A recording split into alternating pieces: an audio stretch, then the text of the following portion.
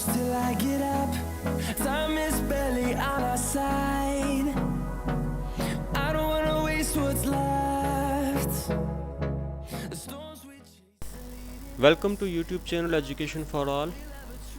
दोस्तों, आज की क्लास में हमने Azad Jammu and Kashmir public service commission subject specialist English B17 की पेडागोजी के पोर्शन को सॉल्व करना है।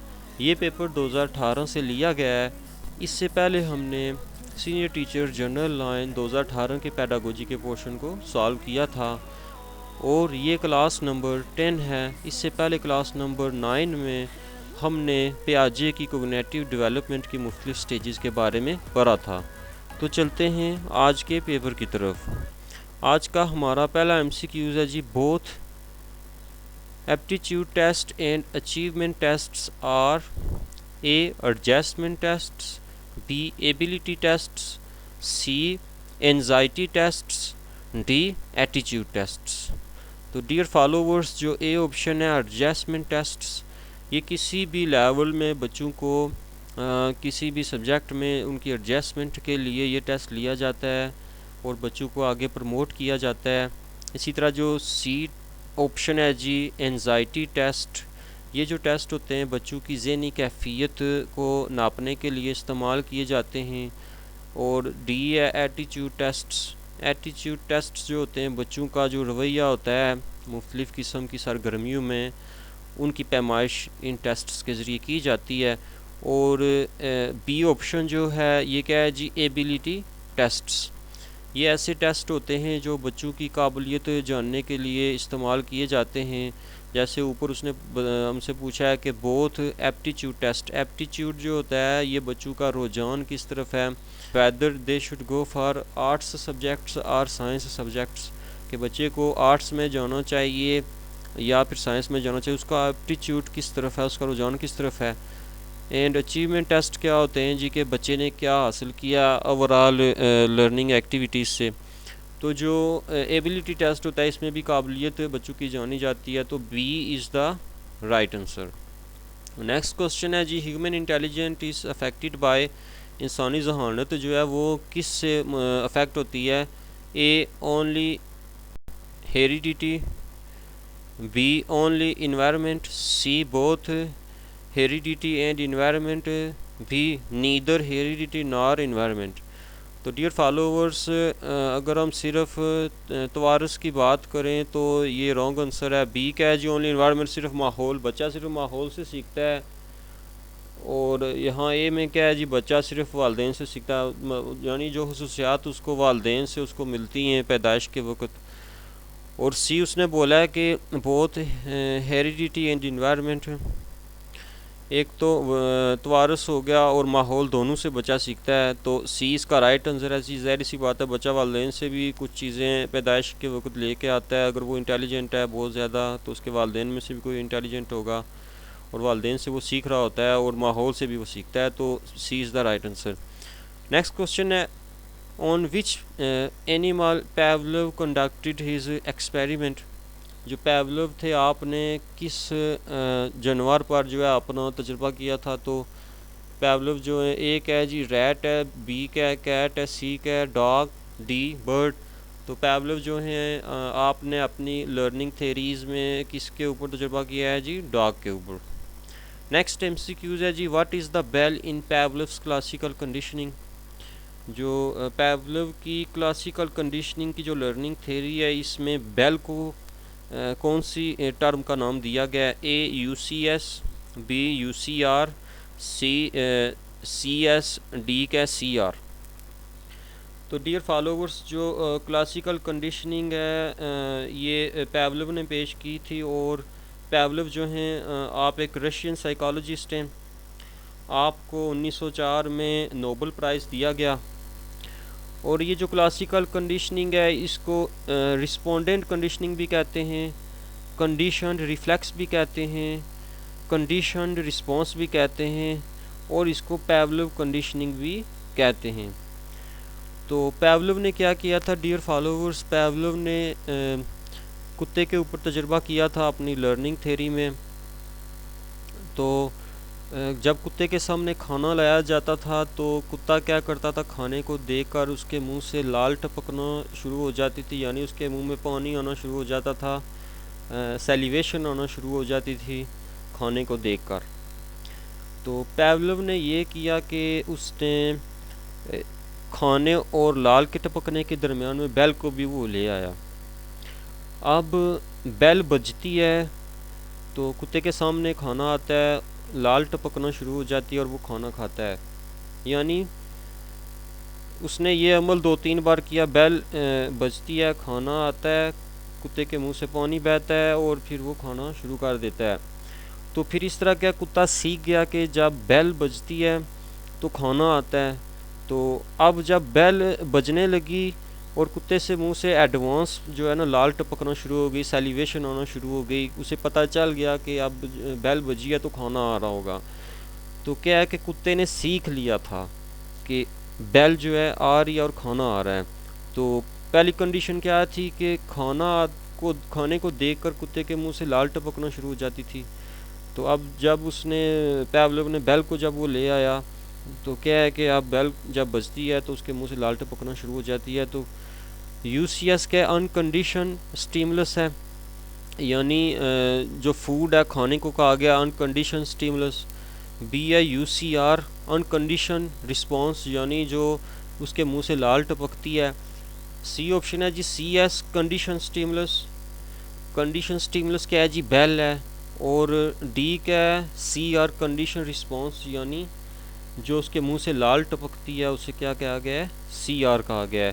तो डियर फॉलोवर्स, उसने पूछा कि what is the bell in Pavlov's classical conditioning, तो इसका राइट आंसर क्या है जी सीएस। तो बेल को सीएस कंडीशन स्टिमुलस का नाम दिया गया।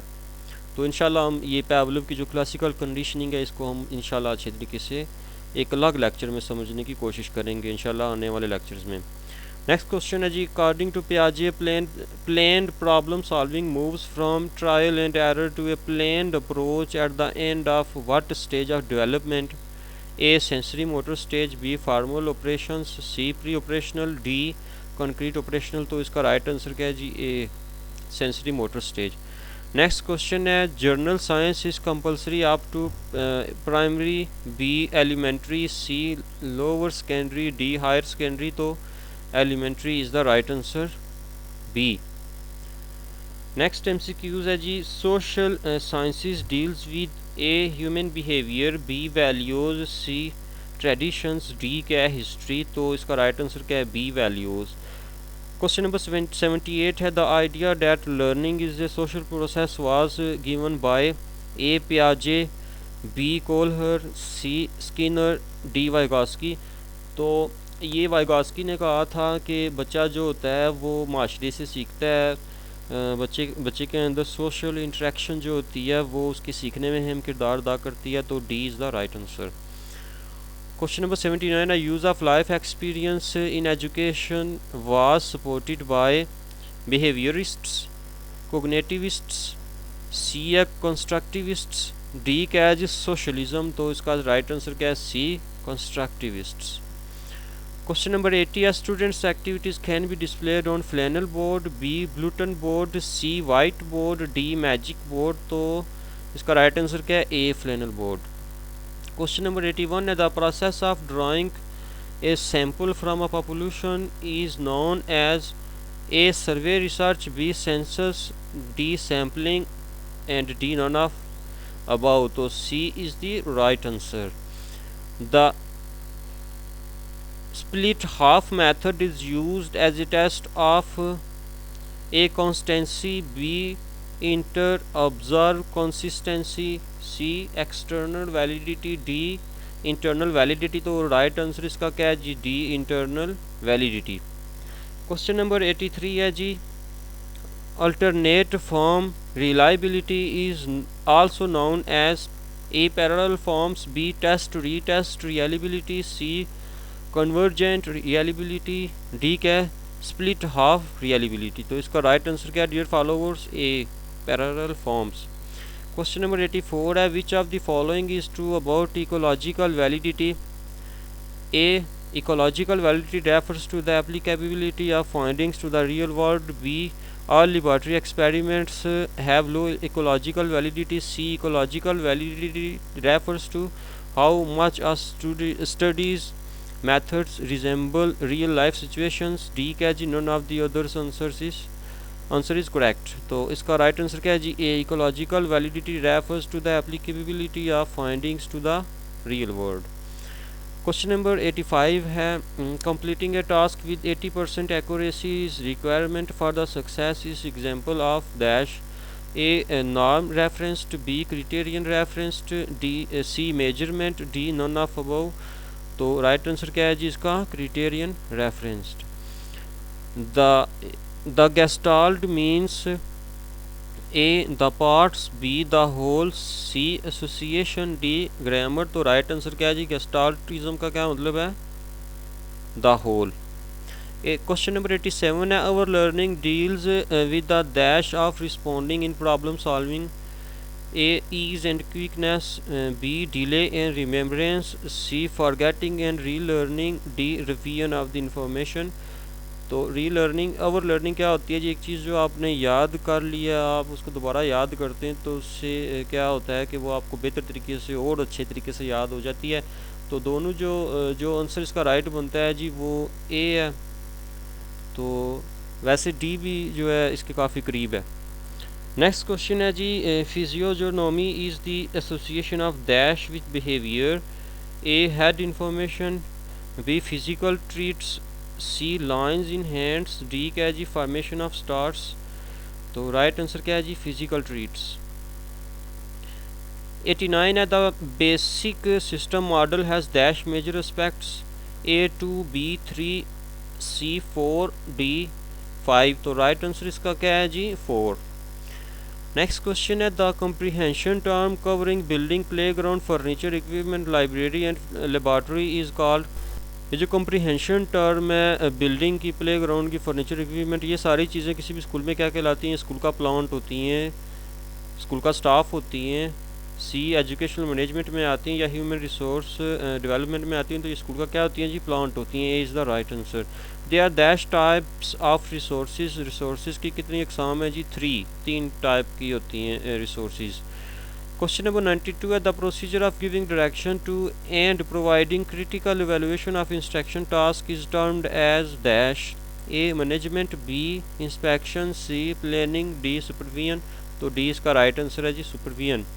The forces that affect the development of curriculum are foundation of curriculum, B, curriculum design, C, curriculum evaluation, D, elements of curriculum. तो इसका राइट आंसर क्या, dear followers, foundation of curriculum.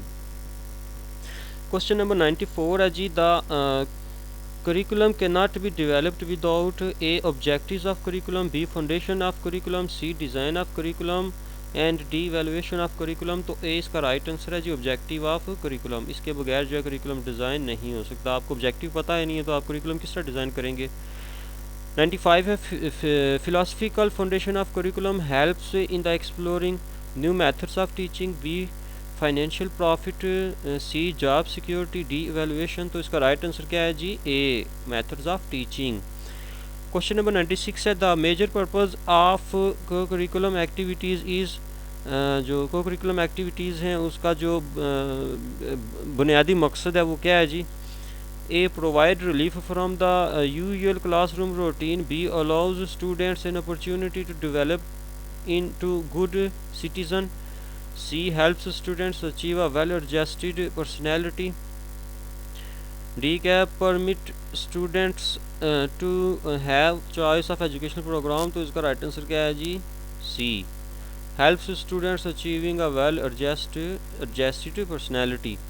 Question number 97 है, which term is not a type of remembering. ये दोबारा repeat हुआ है, इस तरह पहले भी 2-3 ऐसे MCQs आए जो पहले रिपीट हो चुके हैं।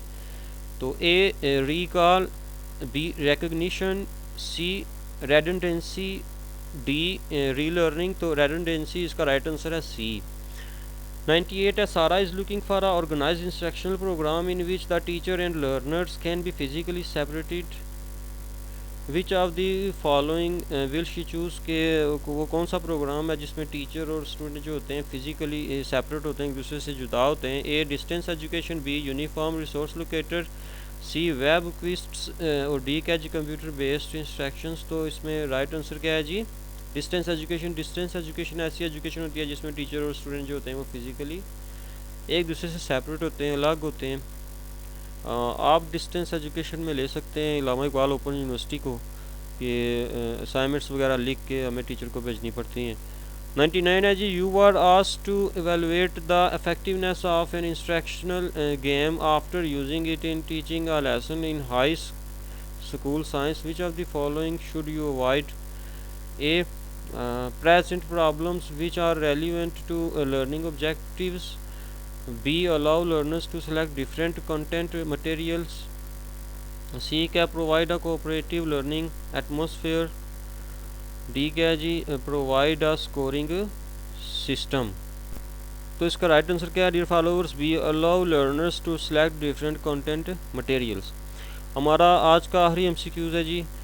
जिन लोगों ने अभी तक हमारा यूट्यूब चैनल सब्सक्राइब नहीं किया, आपसे गुजारिश है कि हमारे इस यूट्यूब चैनल को सब्सक्राइब कर लें, बेल के आइकन को प्रेस कर दें ताकि आने वाली लेटेस्ट वीडियोज़ आपको वक्त पर मिलती रहें। जल्दी से वीडियो को लाइक कर दें। 100 है जी, which is not a basic consideration in selecting and evaluating the content of an educational technology tools. A will it motivate and maintain interest? Is there evidence of its effectiveness? C. It can be easily dismantled. D. Does it match the content? तो right answer क्या है जी? C. It can be easily dismantled। तो दोस्तों आज के लिए इतना ही। इंशाल्लाह आगे एक और हम PSC के पेपर के साथ आपकी खिदमत में हाज़िर होंगे। अपना ख्याल रखिएगा। अल्लाह हाफिज़।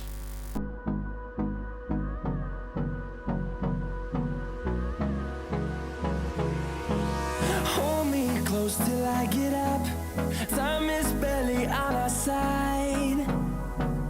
I don't wanna waste what's left.